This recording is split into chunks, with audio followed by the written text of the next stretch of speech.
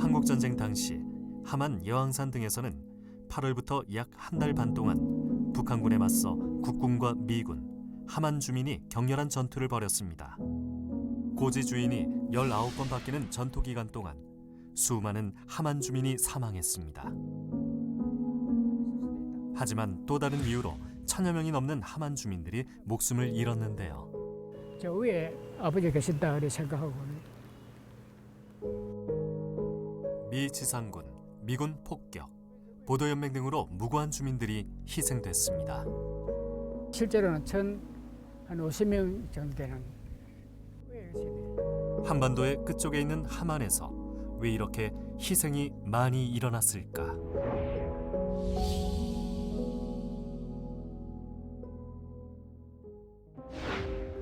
경상남도 남서쪽에 있는 함안군. 2개의 읍과 8개 면으로 이루어져 있는데요. 마산, 창원 등 대도시와 인접해 있습니다.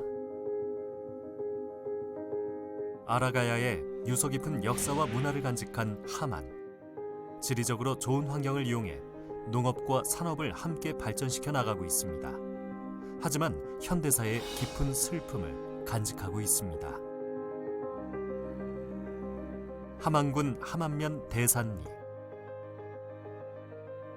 오랜만에 고향에 들린 올해 80살의 이충근 씨. 한국전쟁 당시 아버지가 희생됐습니다. 초등학교 2학년 때 여름 방학식을 마치고 집으로 오며 만난 아버지의 모습이 마지막이었습니다. 아버지한테 분명히 안기면서 아버지 어디 갔냐 이래 하니까 엄마 간다. 갔다 올 테니까 집에 먼저 가 있거라 해가지고 날 땅바닥에 놓고 이제 나는 오고 아버지 일행은 걸로 가셨는데 그 지금 볼 때는 분위기가 뭐 살벌했거나 이런 건 없고 아주 자연스럽게 서로 대화를 나누면서 가셨는데 좀 걸어오다가 뭐 어떤 영감인지 몰라도 아버지 한번 보고 싶어 뒤를 한번 돌아봤어요. 돌아보니까 아버지 일행은 그냥 그대로 일행 가는데 그 당시 그 모습이 지금도 내 머릿속에 딱 박혀있어요. 그러면 그래도 그럴 정도로 그 주변 환경 가실 때 그 뒷모습들을 이러는데 그게 아버지의 마지막 모습이었어요. 전체 이제 버드나무가 딱 들어서고 강물 흐르고 그랬는데 지금은 다 없어져 버렸습니다. 왼쪽에서 두 번째 점부인데. 지인의 권유로 보도연맹에 가입했던 아버지는 경찰에 연행됐는데요. 아버지를 만난 그때의 상황을 지금도 생생하게 기억합니다. 아이였지만은 뭔가 어떤 게 뭐 정되지 않나 지금은 그런 생각이 드는데 그 당시에는 뭐 그런 것도 모르고 보고 뭐 돌아가 버렸는데 그 아버지 모습 때 마지막 모습입니다. 어느 방향으로 그러면 아버님이 가신 거예요? 저 뚝 쪽으로 그 건너편이 뚝이거든요. 뚝 넘어서 이제 절로 가기 때문에 뚝 쪽으로 그걸 가고 있었습니다. 길이 그렇게 나 있었어요. 그 이후부터 행방이 묘연해진 아버지. 아버지는 그 길로 가셔가지고는 집으로 안 들어오시고 우리 어리기 때문에 왜 안 들어오시고도 모르고 그 뒤에 이제 우리가 피난을 김해등지에 피난을 갔는데 그래 피난 갔다 오면은 아버지가 오실 줄 알았는데 안 오시고 그래 그 당시에 이제 떠도는 소문이 그 아버지가 잡아가는 경찰들은 이제 보도여행들을 전체 잡아가지고 함안 경찰에 수용했다가 함안 경찰이 비좁으니까 함안 초등학교 교실에다가 함안군의 전체 보도명 가입한 사람들을 다 이제 일행해서 교실에 수용을 했는데 그 숫자가 한 450명 정도 된다 그랬거든요. 그것도 이제 뒷날이 들었어요. 당시는 몰랐고 아버지 어리기 때문에 면회도 못 갔고. 충근 씨가 살았던 이 마을은 인천 이씨 집성촌이었습니다. 이 마을에서는 충근 씨의 아버지와 또 한 사람의 아버지가 희생됐는데요. 그 두 사람이 끌려가는 모습을 충근 씨가 마지막으로 목격했던 겁니다. 우리는 옛날 흔적이 없거든. 집도 옛날 집 없지. 제 아버지 때는 그 길을 찾아가도 지금 옛날 길이 없는 게라. 그게 두 아버지의 마지막 모습인데 나는 그래도 모습을 봤는데 근데 저는 저 그때 그 당시 그 기억은 뭐 집에 있었으니까 모르지. 저는 모르지, 뭐저 아직 뭐 나이가 뭐 서너 살 밑이고 함께네. 더욱더 그래서 그렇지. 올해 78살의 창기 씨는 아버지의 마지막 모습을 집안 친척인 충근 씨를 통해 들었는데요. 마산 형무소에서 교도관으로 일하던 집안 어른을 통해 또 다른 소식도 들었습니다. 저녁에 들어오는 거 봤다. 내가 분명히 봤는데 네가 아버지라서 그래 손을 흔들고 그랬다. 그런 얘기를 들었는데 그래 나 지금도 마음이 아픈 게 오가지고 저녁에 와가지고 들어갈 데가 없으면 온다고 마당에 그냥 뭐 자는 동안 새우 잠을 자면서 그래 또 새벽녘 돼서 말이지 그래 추락에 실리 나갔다고 그 이후로는 자기도 모른다 얘기라. 그 간소를 계신 그 아버지 친구 되는다 그런 거 일가 그 아저씨도 모르는 게라 그 이후로는.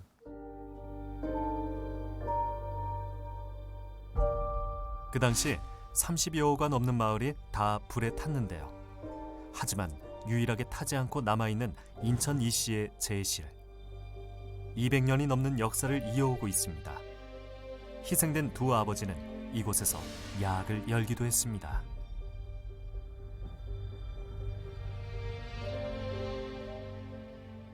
듣기로는 이제 여 제실에 오셔가지고 저 뭐 이거는 우리 문중 제실이니까 그래 여 오셔가 이제 그 뭐 옛날에는 뭐 공부도 잘 못 배우고 그런 분들이 많았어요.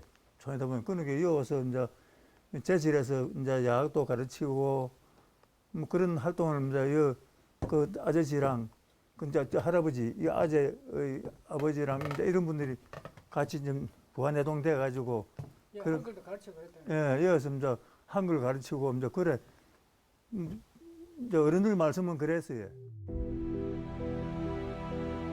70여 년 전 함안군청 소재지였던 함안면. 함안경찰서와 함안초등학교 등 중요한 기관들이 있었는데요. 1950년 7월경 보도연맹원이라는 이유로 함안경찰서에서 끌려간 충근 씨와 창기 씨 아버지. 그곳에서 100여 미터 떨어져 있는 함안초등학교 교실에 구금됐습니다. 이 사실을 전혀 모른 채 함안초등학교를 졸업한 충근 씨와 창기 씨. 성인이 됐을 때까지도 아버지의 행방을 몰랐습니다.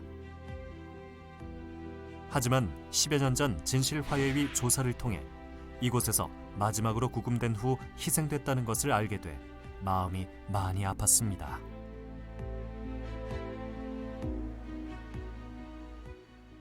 아버지들이 거실에 수용돼 가지고 경찰서가 좁아가지고 이제 거기서 1차 조사받고 나면 이제 일단 수용을 학교 교실에다가 이제 수용을 시키고 그래 뭐 그렇다는 그 얘기가 들리대. 사변 후에 이제 3학년부터 복귀해서 졸업을 했거든요. 했는데 실제로 그때만 해도 아버지가 어떻게 돌아가셨다 얘기 수용됐다 우리 그때 진짜 몰랐어요. 훗날에 이거 이제 보도명 나오다 보니까 이제 수용이 돼가지고 돌아가신 후사람들이 거기 살았던 사람들이 정언에 의해서 우리가 알아졌지. 그때 초등학교 다닐 때도 아버지가 여기 있다 돌아가서 우리 몰랐죠. 그때는. 모르겠다. 훗날에 그 사실을 이제 늦게 이제 우리 알고 우리 아버지가 그 계시다 돌아가셨구나. 함안 보도연맹 희생지로 추정하고 있는 곳 중에 하나인 함안면 북촌리에 있는 성곡에. 이곳에서 함안 국민보도연맹원 50여 명이 희생됐는데요. 진실화해위 조사에 따르면 이 외에도 대산지서 인근 야산 그리고 마산 앞바다 등에서 집단 희생됐습니다. 창기 씨와 충근 씨 아버지는 이곳으로 끌려와 희생됐을 것으로 추정됩니다. 여기 성이.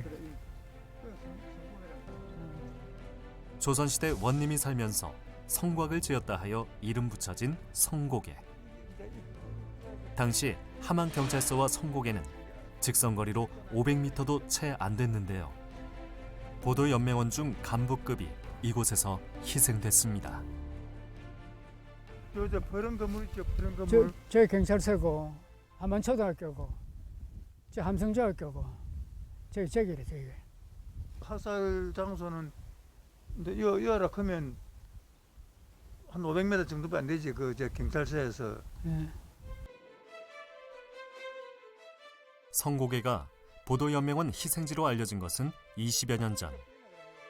당시 땅 주인이 밭으로 개간하는 상황에서 수많은 유골이 나왔다고 하는데요. 진실화해위원회에서 진행한 조사에 따르면 당시 북촌리에 살았던 마을 주민들이 이곳으로 보도연맹원들이 줄지어 가는 것을 봤다고 합니다. 그때부터 이곳을 함안 보도연맹원들의 대표적 희생지로 표지판을 설치해 기리고 있습니다.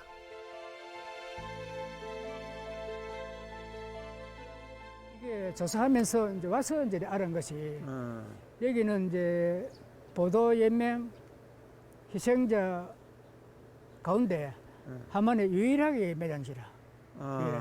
나머지는 다 실고 매산으로 갔고 그런 게 마산 가기 전에 50 몇 명 차출해가지고 살해해서 매장된 곳이 여기라. 아라가야의 옛 도읍지인 함안군 가야읍.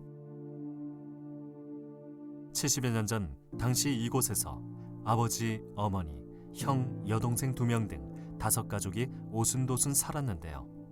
전쟁이 발발한 후 아버지가 갑자기 경찰에 끌려간 다음 행방불명됐습니다.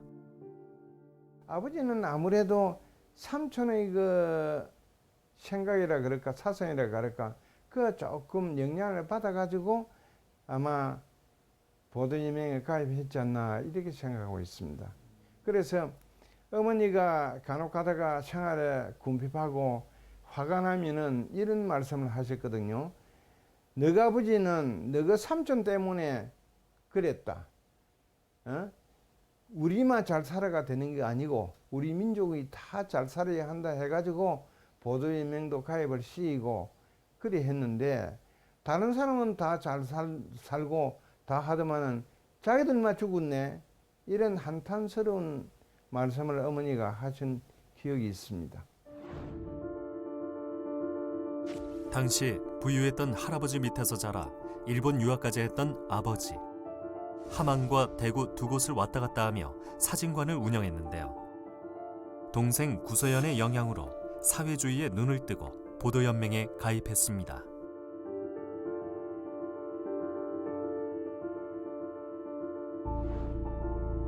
함안 보도연맹의 정확한 결성일은 알려지지 않았습니다.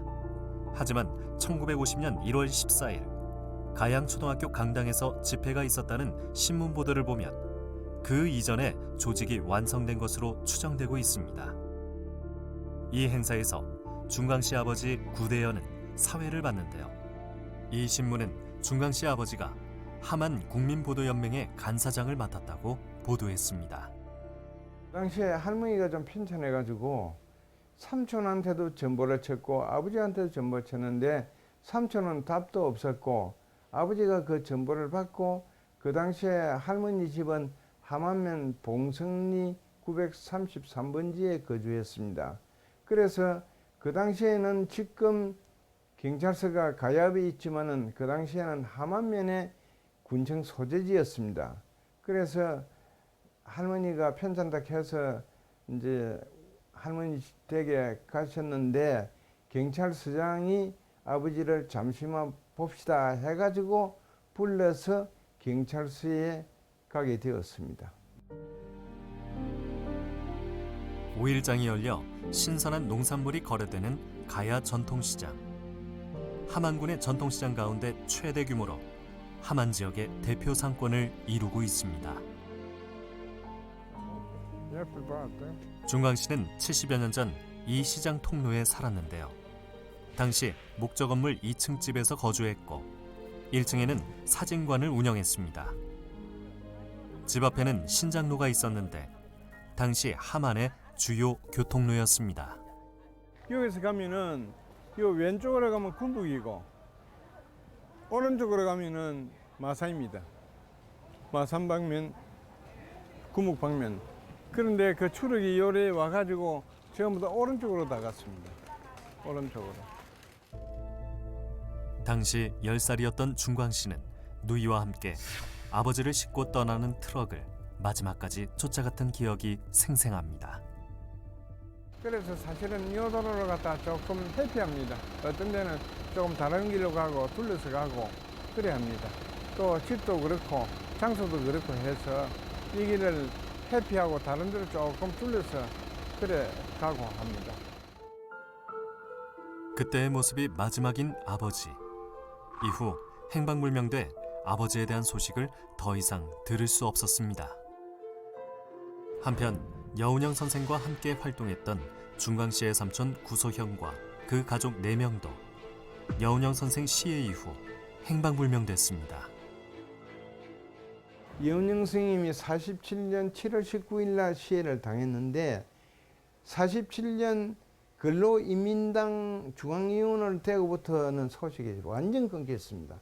여운형 선생님 시해에 너무 억울해서 항변을 하다가 그리 됐었는지 아니면은 젊은 사람이고 똑똑하니까 그냥 여운형 선생님 그 시해 당시에 그냥 어떻게 살해를 식구들하고 다 됐는지. 그러니까 지금 삼촌하고 오경옥 숙모하고 성기 호기 열기가 전부 다 사촌 사이도 없습니다. 이 세상에 없습니다. 함안군 대산면이 고향인 올해 74살의 이성호 씨. 70여 년 전 당시 이곳에서 할머니, 할아버지, 증조모, 아버지, 어머니, 고모 등 7가족이 함께 살았는데요. 마을에서 서당을 운영하고 이장도 했던 할아버지. 아버지도 마을에서 유망한 청년이었습니다. 아버지가 그 당시에 6.25가 발발할 당시에는 이제 나이가 한창 이제 그 촌에서 이제 총망받고 한창 사회적으로 이제 일할 나이 한 30세였고 그 당시에 이제 아버지는 그게 이제 보도혁명이라 하는 그거를 잘 모르고 뭐 그냥 자기 이제 그 지역의 선후배 관계가 그 이런 단체가 있으니까 한번 들어봐라. 그래가 이제 가입을 했다고 저희 할머니한테 이야기를 들었습니다. 요걸 이제 딱이 한 보름 전에는 이 뒤집기를 해줘야 됩니다. 슬하에 2남 3녀를 모두 출가시키고 아내와 함께 수박 농사를 짓고 있는 성호 씨. 수확을 앞두고 수박 뒤집기가 한창입니다. 주변 권유로 보도연맹에 가입했던 성호 씨 아버지는 수시로 회의에 소집돼 끌려갔습니다. 대산지서에서 아버지를 어느 날 집에 와서 이제 체포를 해가지고 가가지고 이제 그 질로 이제 집에를 못 왔습니다.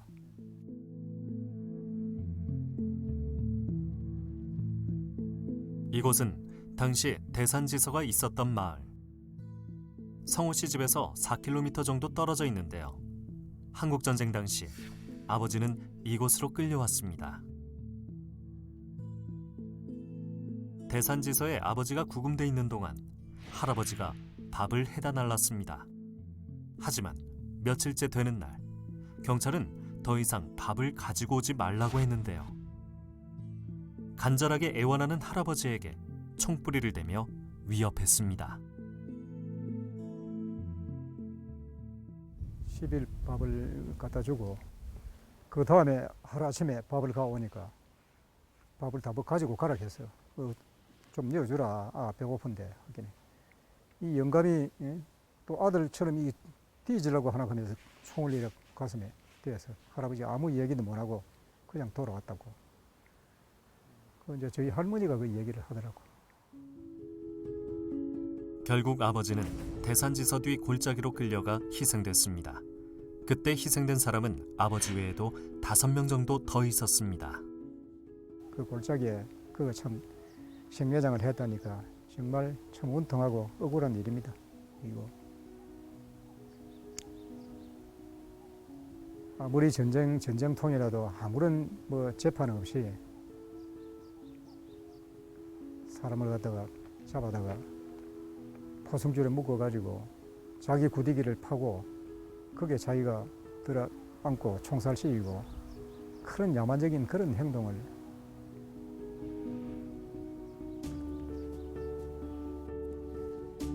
당시 김해 진례면으로 피난을 갔던 성호 씨네 가족.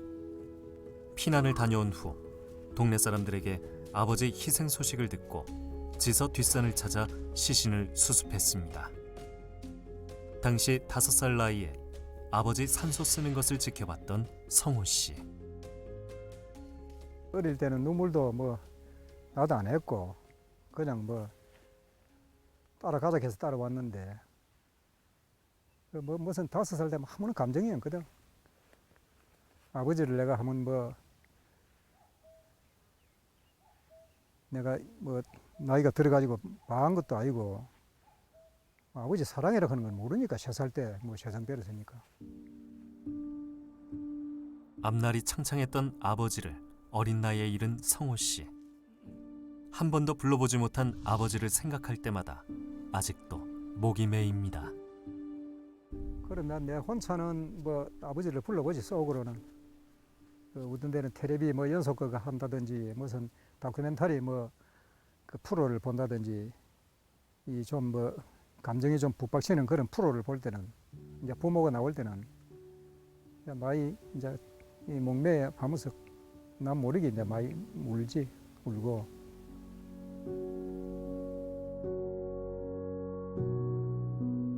함안에는 미군 관련된 희생 사건도 많았습니다. 한국전쟁 당시 함안은 낙동강 방어 전투의 중심지이자 최고 격전지 중에 한 곳이었는데요. 낙동강 방어선을 지키기 위해 함안천에는 미군이 주둔했습니다. 정부의 소개 명령에 따라 주민들은 김해 등지로 피난을 떠났지만 그렇지 못한 가족들도 있었는데요. 병관 씨네 가족은 증조 할아버지가 고령에다가 몸이 아파 할아버지 등 일부 가족이 피난을 가지 못했습니다. 그러던 어느 날 미군이 마을에 들이닥쳐 병관 씨 할아버지와 가족들을 검문 검색했는데요. 자초지종을 설명하려 했으나 의사소통이 되지 않아 미군은 병관 씨 할아버지를 연행해 갔습니다. 밤 되면은 이제 미군들이 이제 이 민가에 올라와 가지고 상황이 어떤가 점검도 보고 사람들 뭐 이야기도 하고 막 그랬대요. 자, 그런 상황에서 이제 우리 집에 이제 왔는데 인기척이 있어가지고 왔는데 그때는 불을 끄고 밤 되면 막 조용하게 이렇게 지냈다 하거든요. 그러니까 이제 우리 할아버지 옛날 한학자가 돼가지고 공부를 좀 하셨는데 그렇지만 뭐 미군들하고 뭐 영어로 통역을 할 정도 상황은 안 되다 보니까 말이 이제 뭐 어떤 말을 하는지도 잘 모르고 뭐 yes no 이렇게 했겠지요. 그런 상황에서 이제 뭐 미군도 가보면 뭐 이상하다. 뭐 그 사람이 뭐 인민군 같은 생각도 들고 또 우리 양민 같은 생각도 안 들었겠습니까? 일단 좀 갑시다. 그래가 연행을 해 갔대요. 그래가 이제 마을 뒤산으로 해가지고 이제 쭉 갔다 가는 걸 이제 봤다 가거든요. 우리 이제 내 모친이라든지 주변 사람들이. 피난을 갔다가 한 달여 만에 돌아온 병관 씨 가족과 마을 주민들. 그때까지도 할아버지가 돌아오지 않아 마을 주민들과 함께 주변 산을 샅샅이 뒤져 시신을 수습했습니다. 할배 할매 오늘 제 왔습니다. 아픈 아버지를 돌보기 위해 피난 가지 못했던 병관 씨의 할아버지는 한국전쟁이라는 소용돌이 속에서 억울한 희생을 당했습니다. 자기 아니 같으면은 고마 피난 갔을 낀데 그 아버지 놔두고 병든 아버지 놔놓고 가지를 못하지. 그러다 보니 잡혀간 거예요. 잡혀가가지고 뭐 행방불명 돼본 건데 뭐. 참 역사의 비극이라 이게. 병관 씨는 이런 일이 다시는 되풀이되지 않기를 희망합니다. 함안에서는 미 지상군뿐만 아니라 미군 폭격에 의한 희생도 컸습니다. 함안군 군북면과 법수면 강주리에 넓게 펼쳐져 있는 남산벌판은 미군 폭격 피해 규모가 가장 컸는데요. 진화의 조사에 따르면 함안에서 미군의 공중 폭격으로 최소 200명이 사망했다고 진실 규명했습니다. 주민들은 대규모 군집을 이루며 피난하고 있다가 폭격을 당하기도 했는데요. 남산벌판의 일부인 법수면 강주리. 복순 씨의 어머니는 당시 복순 씨를 낳기 위해 친정집이 있는 이곳에 와 있었는데요. 정리합니다. 그다가 이제 혼입불가하고 처막을 쳐가지고 엄마가 이제 날로 나가지고 그날 일이라 굳은가 하면 그걸 털어자. 당시 마을 주민 대부분은 마을 앞 도랑에 천막을 쳐놓고 피난 생활을 했습니다. 복순 씨가 태어나고 10일이 채 되지 않은 8월 어느 날, 폭격이 떨어져 할머니와 외삼촌 2명, 오빠가 희생됐습니다. 또한 출산한 어머니를 보러 오던 아버지마저 희생됐습니다. 그러니까 아버지는 지금 현재 시신을 우리가 수술 못 했습니다. 그래서 아버지는 막 정확하게 지금 어떤 장소에서 돌아가신 그걸 몰라요. 모르고 이제 정확하게 이제 시신을 우리가 목격한 거는 외삼촌 2분, 이 할머니, 오빠 그 자리에서 하고 엄마는 그날 이제 총알만 이제 간통을 이거 알이 들어가지 죽도록까지 그 다리가 그래 아파서 욕을 받습니다. 엄청 이래 뼈를 간통을 해놓은 게 이래 수가 이래 있었거든요. 그래가 한평생을 살다가 돌아가셨어요. 복순 씨는 자신 때문에 엄마가 폭격으로 고생하며 힘들게 사는 것 같아 평생 소가리를 많이 했습니다. 엄마는 보기 내가 미안고 또 아버지도 엄마를 보기 위해서 오다가 희생된 것도 그렇고 이때까지 참 아버지 한번 몸 불러보고 얼굴 모르고 사는 것도 좀 원통하고 그렇습니다. 보도연맹, 미군 폭격 등으로 함안에서 희생된 이들을 추모하기 위한 공간. 1999년부터 활동을 시작한 함안 유족회는 1000여 명이 넘는 함안 지역 희생자들의 진실을 규명하기 위해 앞장섰습니다.